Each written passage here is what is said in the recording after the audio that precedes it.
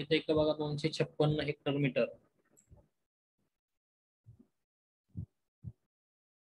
मध्ये मग ते कोणी एकाने सोडवलं काय मग बरोबर फक्त कोणी आन्सर बरोबर दिलं होतं मग अशी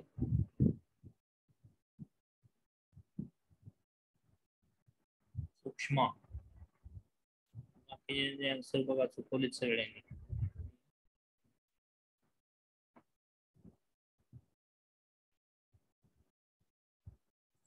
इथे काय आन्सर 256 हेक्टर मीटर इंटरसेप्टेड साठी. हो सर.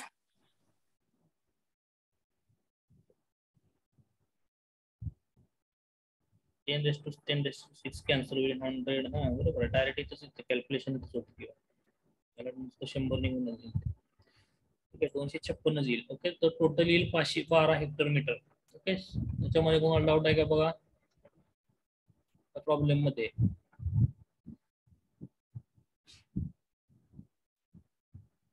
स्क्रीनशॉट घ्या सगळेजण काढून याचा.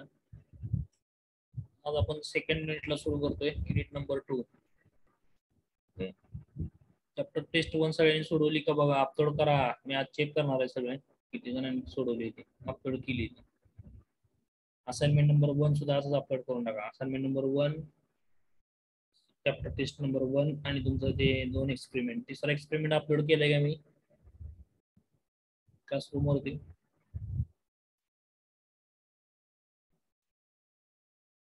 केलं नसेल तर आज करतोय. तिसरा पण लिहून काढा एक्सपेरिमेंट.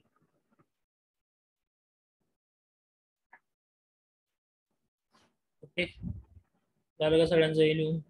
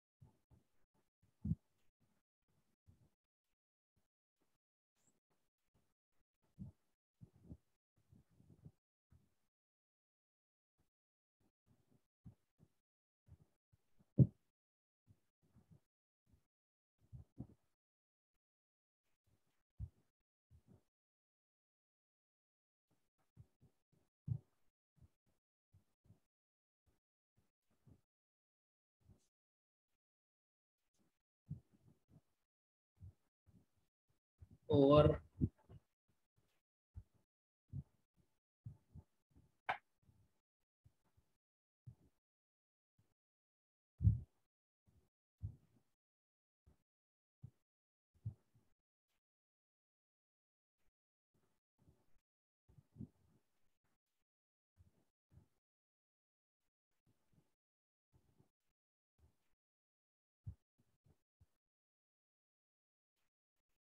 झालं का नाही लिहून. आवाज येतोय का सगळ्यांना.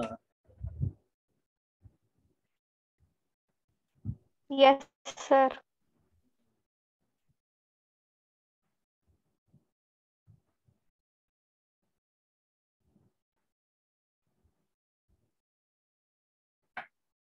Okay, then we will start unit number 2. Screenshot घ्या राहिले नंतर लिहून काढा त्यांचं राहिलंय ते.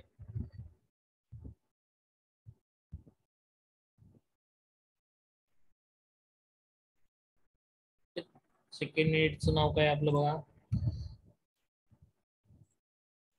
सेकंड मिनिट आहे water requirement of crops and reservoir planning. Second most important chapter as far as this subject is concerned. त्याच्यामध्ये काय काय बघणार आहोत आपण बघा.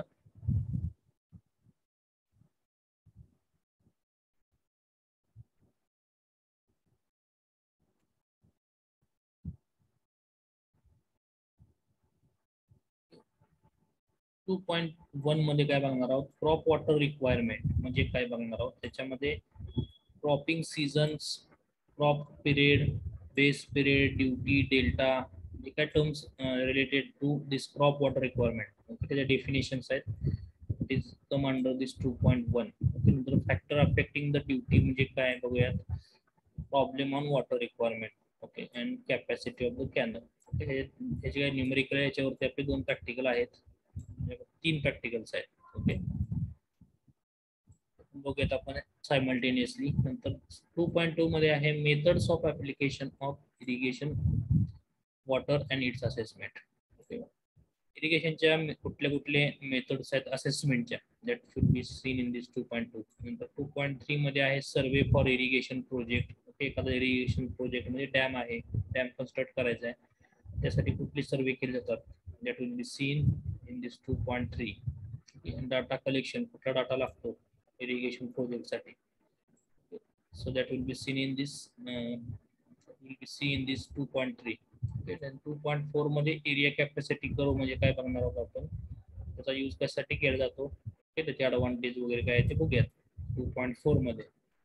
तर 2.5 मध्ये बघणार आहोत silting of reservoir. Okay, rate of silting, factor affecting the silting and its control measure. Okay, that will be seen in this 2.5.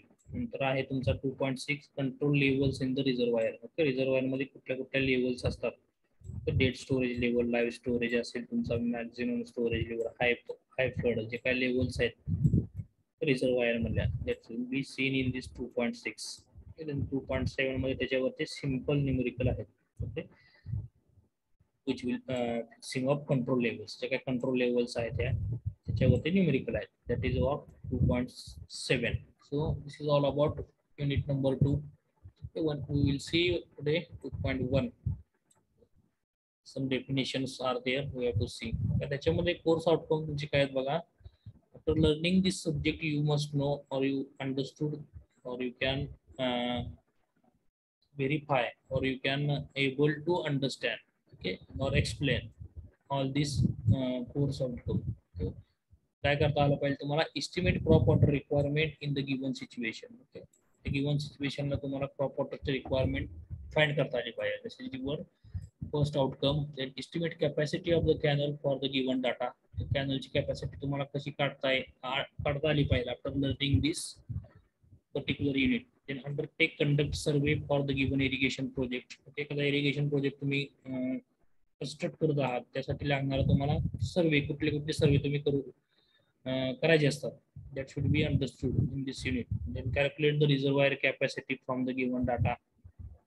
After learning this unit you can able to calculate reservoir capacity from the given data. Okay, then suggest relevant measure of the silt control in a given situation with justification. Okay, then calculate control levels for the given reservoir from the given data. Okay, दिलेल्या problem मध्ये तुम्हाला control levels find करता आले पाहिजे. Okay, after learning this unit, then establish the relationship between duty, delta and base period.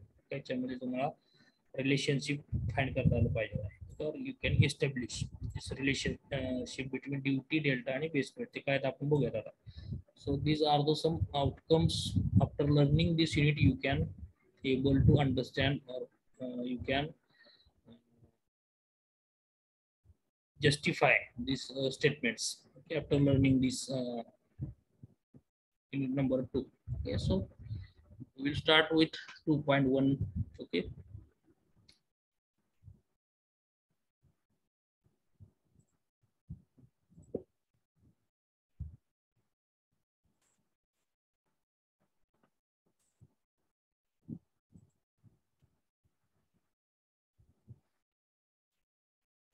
start with definition of crop water requirement. मराठीमध्ये कोणाला सांगता येईल मला क्रॉप वॉटर रिक्वायरमेंट म्हणजे काय?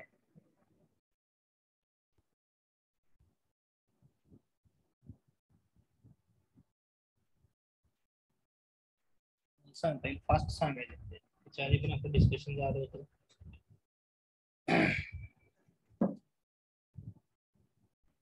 सांगता येईल.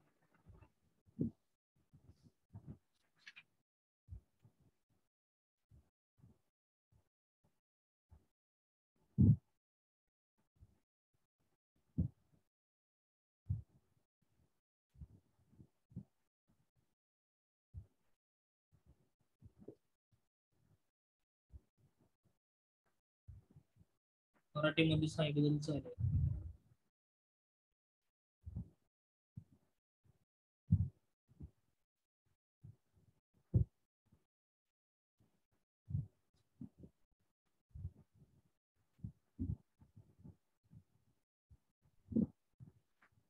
पिकांच्या पाण्याची गरज. I want definition of water requirement. काय विचारलं नाही मी, त्याची डेफिनेशन सांगा असं विचारलंय. एखाद्या पिकाच्या पेरणीपासून ते त्याच्या हार्वेस्टिंग पर्यंत त्याला किती वॉटर लागतं, किती वॉटरची रिक्वायरमेंट आहे, त्याचं प्रोपोर्शन. ओके, अजून काय सांगता येईल?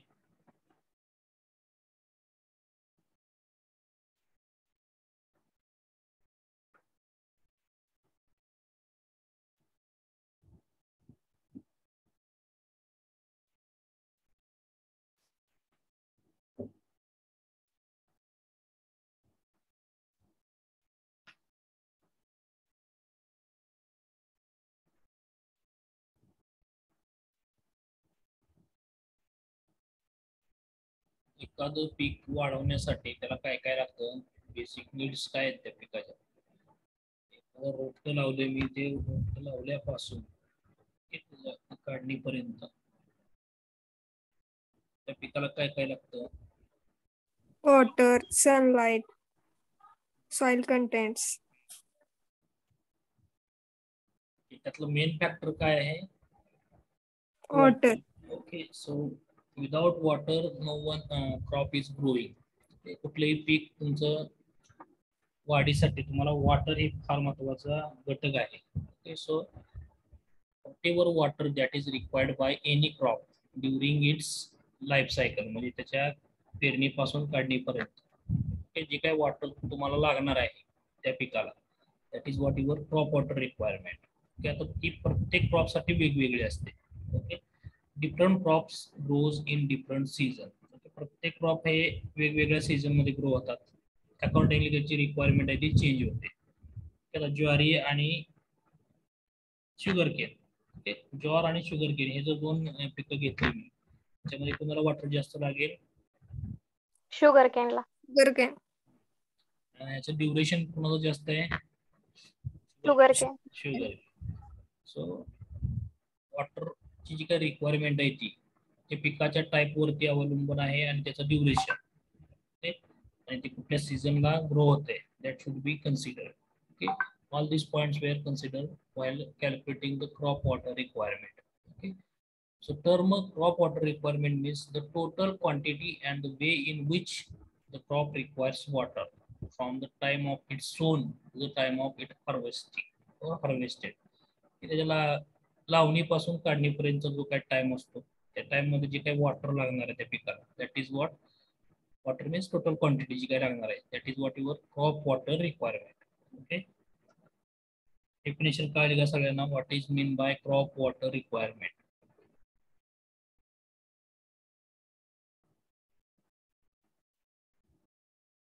त्याच्यामध्ये कोणाला डाऊट आहे का? नेक्स्ट डेफिनेशन जाता येईल.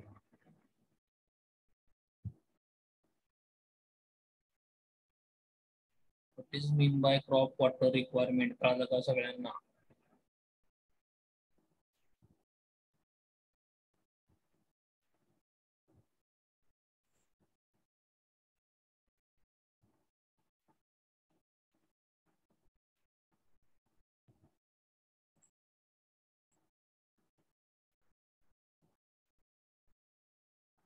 नेक्स्ट आहे आता what is mean by crop water requirement झाला का. ओके, व्हॉट इज नेक्स्ट आहे क्रॉपिंग सीझन. जनरली तुम्ही जर पाहिलं क्रॉपिंगचे दोनच सीझन आहेत. कुठले आहेत ते दोन सीझन? खरीप आणि रब्बी. खरीप आणि रब्बी. ह्याच्यामध्ये रब्बी मध्ये कुठले कुठले पिकं असतात तर generally gram, linseed, mustard, potatoes, wheat. Okay, all these crops were grown in Rabi season. Okay, तर त्याला मराठीत काय म्हणायचं तुम्हाला माहिती असेल? Gram means what? हरभरा. हरभरा. ओके, लाईन सीड, नेटवर टाका, तुम्हाला सगळी मिळेल. लाईन सीड मीन्स व्हॉट, काय जवस, हे जवस मराठीमध्ये. पोटॅटोज, बीट काही तुम्हाला माहितीच आहे, mustard. Okay. Kharif kharif crops कुठले बघा, rice, bajra, jowar, cotton, tobacco, etc. So these are the crops which will grown in kharif season. Okay. हे सीझन कधी असतात, रब्बी आणि खरीप. ते टेबल आहे, तुम्हाला दाखवतो मी. त्या टेबल मध्ये ते लिहून घ्या टेबल सगळे. ओके.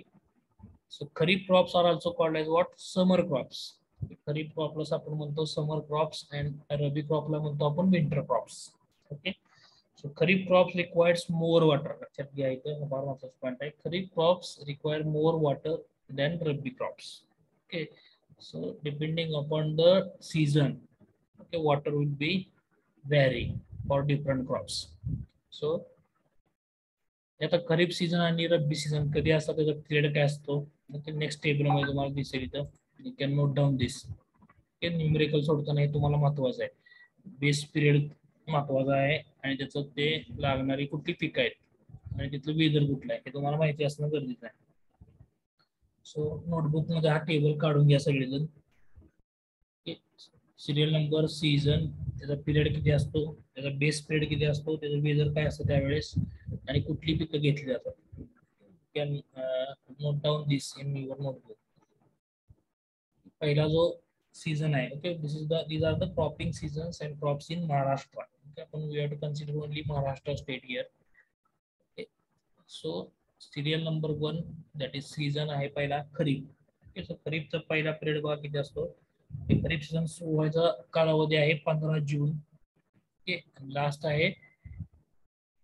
डेट आहे 14 ऑक्टोबर. सो 15 जून ते 14 ऑक्टोबर या पिरियड मध्ये खरीप सीझन असतो. ओके, याचा बेस पिरियड जो आहे तो 123 दिवस असतो.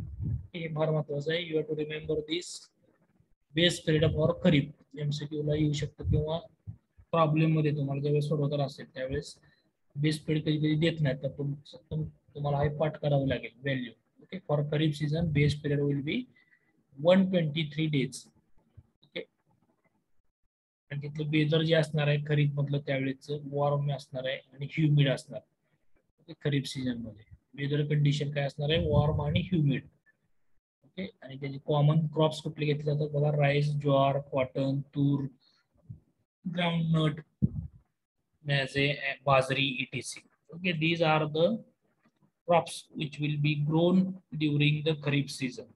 खरीप सीझन मध्ये ही पिकं घेतली जातात जनरली इन महाराष्ट्र. नेक्स्ट आहे तुमचा, नोट डाऊन पण करत चला अकॉर्डिंगली नोटबुक मध्ये. सेकंड आहे रब्बी सीझन. रब्बी सीझनचा कालावधी किती आहे बघा, 14 ऑक्टोबर ते 14 फेब्रुवारी. Okay, this is the period for rabi season. Okay, आणि याचा बेस पिरियड किती आहे, 120 दिवस. Okay, 120 days is the base period for rabi season. Okay, आणि वेदर काय असतं बघा during this rabi season, cool आणि dry. Okay, this is what weather condition during rabi season. Okay, आणि कॉमन क्रॉप्स कुठले असतात बघा इथं, beet, gram, linseed, mustard, dhana, etc. Okay, these are the example of common crops, okay, which will be grown in Rabi season. Okay, generally दोनच असतात season, but okay, according to the types of crops, okay, ते परत काय केलेले आहेत नंतर season मध्ये थोडे चेंजेस केलेले आहेत. ओके, नंतर आहे hot weather. Okay, hot weather season बघा कधीपासून कधीपर्यंत असतो. ओके, आफ्टर खरीप आणि रब्बी सीझन जो काय पिरियड राहतो शिल्लक. ओके, आता तो कुठला पिरियड असतो, 15 फेब्रुवारी ते 14 जून हा पिरियड शिल्लक राहतो. That is what your hot weather season. Okay, म्हणजे थोडक्यात उन्हाळ्यामध्ये जो काय कालावधी असतो तुमचा. ओके, थंडी संपल्यानंतर. Okay, that period is what your hot weather season. त्याचा बेस पिरियड असतो 120 दिवसांचा. ओके, हॉट वेदर सीझनचा. आणि वेदर तिथलं काय असतं, शक्यतो जनरली हॉट असतं. ओके, आणि ड्राय असतं, hot plus dry. Okay, during hot weather condition और सीझन त्या कालावधीमध्ये कुठली पिकं घेतली जातात, तर व्हेजिटेबल जे काय भाज्या असतात तुमच्या, ओके, फळभाज्या वगैरे, आणि rice. Okay, these are the two crops that is grown in hot weather, okay, in Maharashtra. So त्याचा कालावधी लक्षात ठेवा, बेस पिरियड 120. ओके, आणि हा कधी असतो पिरियड त्याचा 15 फेब्रुवारी ते 15 जून. हे झालं हॉट वेदर साठी. ओके, नंतर असतो तो 8 मंथली. ओके, 8 मंथली म्हणजे काय, combination of first 2 seasons. Okay, 15 जून ते 14 फेब्रुवारी म्हणजे खरीप आणि रब्बी सीझनचा मिळून तो काय असतो, तो 8 मंथली पिरियड असतो. ओके, बेस पिरियड असतो 225 दिवस. आणि याच्यामध्ये वेदर जे असणार आहे ते खरीप आणि रब्बीला जे काय वेदर असेल condition, that should be applied. That is warm, humid आणि कूल. ओके, त्यामध्ये कुठली पिकं घेतली जातात, 8 मंथली पिकं असतात ती. ओके, त्यामध्ये tobacco, cotton, toor, garlic, ETC. These are the some crops which will be grown, okay, during this 8 monthly season. काय काय पिकाचा कालावधी हा 8 महिन्याचा असतो, त्याच्यामध्ये पिकं येतात, tobacco, cotton, toor, garlic, ETC. Okay, so next आहे तुमचा perennial, that is annual. Okay, वार्षिक जे काही पीक असतं तुमचं, त्याचा कालावधी 12 महिन्याचा असतो. Okay, for example sugar cane, orchard, bananas, ETC. Okay, वर्षभर कालावधी असतो, तो असतो 15 जून ते 14 जून, according to the crops. Okay, season परत ऍड झालेले त्याच्यामध्ये, तिसरा, चौथा आणि पाचवा जो काही सीझन आहे ते अकॉर्डिंग टू द क्रॉपच्या रिक्वायरमेंट प्रमाणे हे वेदर सीझन जे आहे ते तुम्हाला, ऍक्च्युअली 2 सीझन आहेत, खरीप आणि रब्बी, पण according to the crops requirement. Okay, these are the 5 seasons you will find in Maharashtra. Okay, आणि हा पेरिनियलचा अॅन्युअल बेस पिरियड आहे तो 360 आहे. ओके, त्याच्यामध्ये वेदर काय असणार आहे, जे काय वर्षाचं वेदर असेल that condition you have to apply. वरचे जे काय वेदरचे कंडिशन आहेत ते सगळ्या ह्या पेरिनियल मध्ये येतील. Okay, that is warm, humid, cool, dry, hot, dry, ETC. Okay, याच्यामध्ये पीक कुठलं, sugar cane, orchards, bananas. Okay, जे काही फळांची बाग आहेत, okay, that should be come under this. आणि sugar cane required 1 year. So this is what cropping seasons and crops in Maharashtra. सगळ्यांनी नोट डाऊन केले आहे नोटबुक मध्ये, नोट डाऊन करून घ्यायचं सगळे.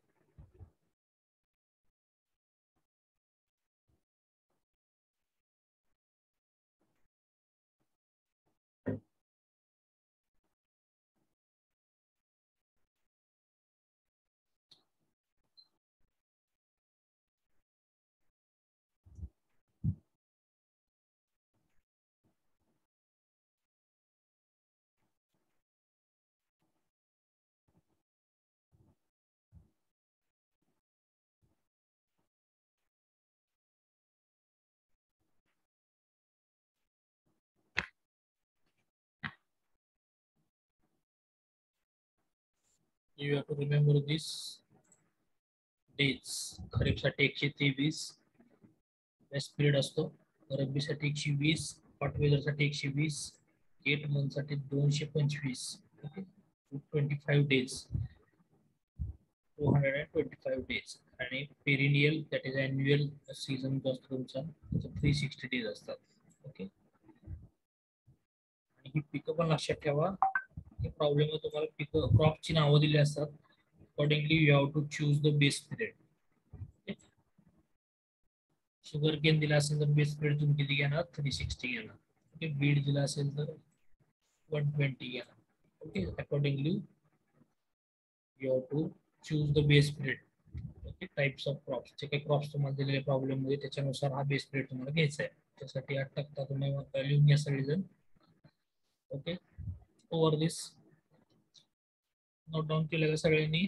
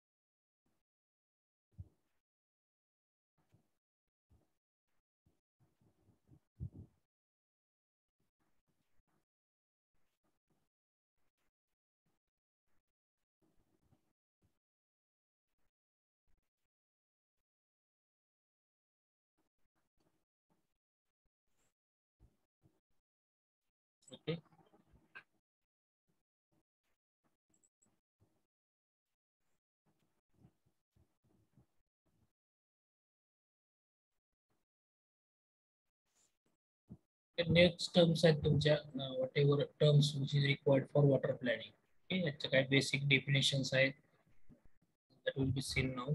ओके, फर्स्ट आहे तुमचा crop period. Okay, note down करून घ्या डेफिनेशन, फार महत्वाचे डेफिनेशन आहेत.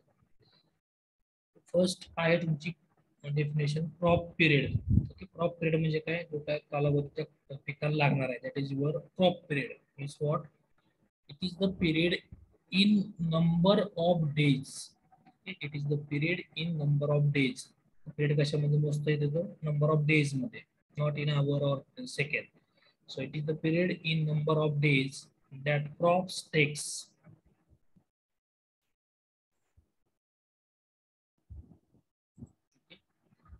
It is the period in number of days that crop takes from its sowing to harvesting. Means what, एखाद्या पिकाचा जो काय त्याच्या सोईंग मीन्स काय लागवडीपासून हार्वेस्टिंग मीन्स काय काढणीपर्यंत. ओके, लावण्यापासून ते काढण्यापर्यंतचा जो काय त्या क्रॉपचा पिरियड असतो total in number of days. Okay, that is what your crop period. पिकाचा लागणारा कालावधी कसा मोजायचा, लागवडीपासून काढणीपर्यंत जो काय तो नंबर ऑफ डेजचा पिरियड असतो, that is what your crop period. लक्षात आलं का सगळ्यांच्या, crop period means what, are you getting the meaning of crop period?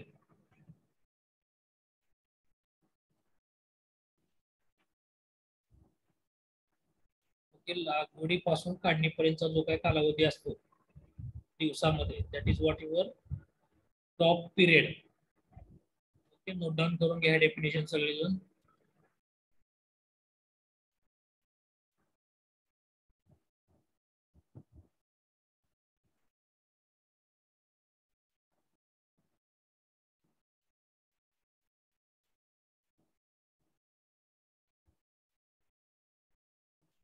Next definition आहे तुमची बेस पिरियड. ओके, बरेच जण कन्फ्युजन होतं क्रॉप पिरियड आणि बेस पिरियड मध्ये. आता बेस पिरियड म्हणजे काय बघा, it is the period in number of days that a crop takes from is its first watering. Okay, crop takes from first watering before sowing. ज्यावेळेस तुम्ही लागवड करत असता एखाद्या पिकाची, त्यासाठी तुम्हाला पहिल्यांदा पाणी सोडावं लागतं. पाणी सोडल्यानंतर तुम्ही लागवड करता. Okay, so base period means what here, it is the period in number of days that a crop takes from first watering before sowing. Okay, पेरणीच्या आधी to the last watering before harvesting. Okay, काढणीच्या आधीचं जे काही शेवटचं पाणी देता तुम्ही त्या पिकाला, ओके, तिथपर्यंतचा टाइम, कुठून ज्यावेळेस तुम्ही पहिलं पाणी सोडता त्या पिकाला, okay, first watering to the last watering, याच्यामधला जो काही पिरियड असणार आहे in number of days, that is what your base period. लक्षात आलं का बघा, बेस पिरियड म्हणजे काय सगळ्यांचं. बेस पिरियड म्हणजे काय, पहिलं पाणी आणि शेवटचं पाणी याच्यामधला जो काही कालावधी असतो त्या पिकाचा, okay, that is what your base period. म्हणजे त्याच्यामध्ये जास्त कुठला पिरियड असणार आहे, बेस पिरियड मोठा का क्रॉप पिरियड मोठा, कोण सांगते?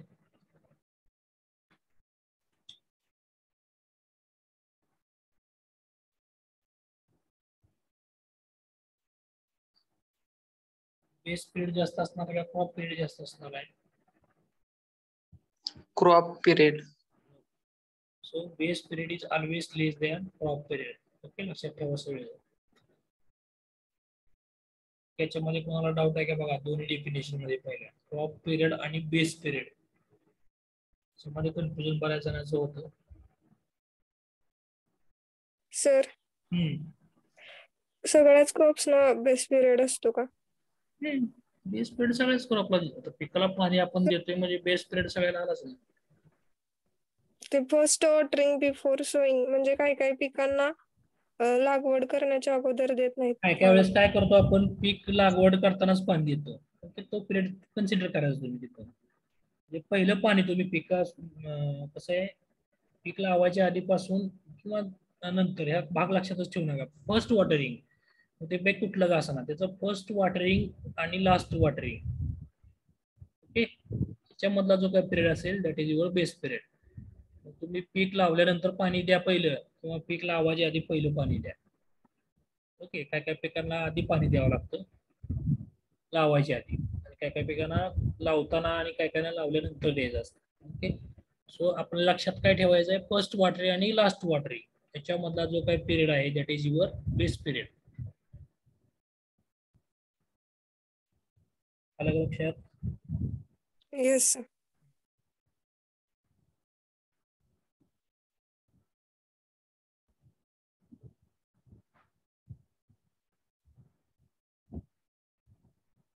बेस पिरियड मी तुम्हाला लिहून दिले त्या तक्त्यामध्ये, ओके, त्याच व्हॅल्यू तुम्हाला यूज करायचे प्रॉब्लेम मध्ये.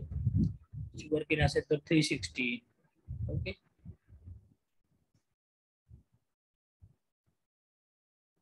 लायन सीड वगैरे जे काय असेल त्याच्यासाठी 123, जे काय असेल तर खरीप सीझन 123 असेल, रबी 120,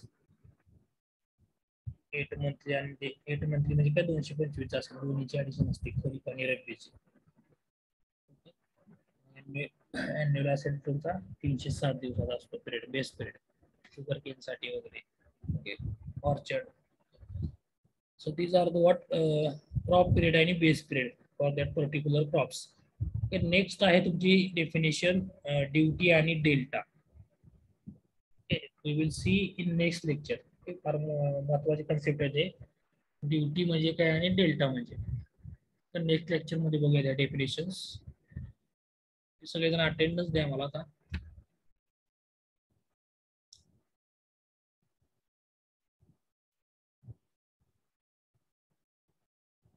47 students were present for this lecture.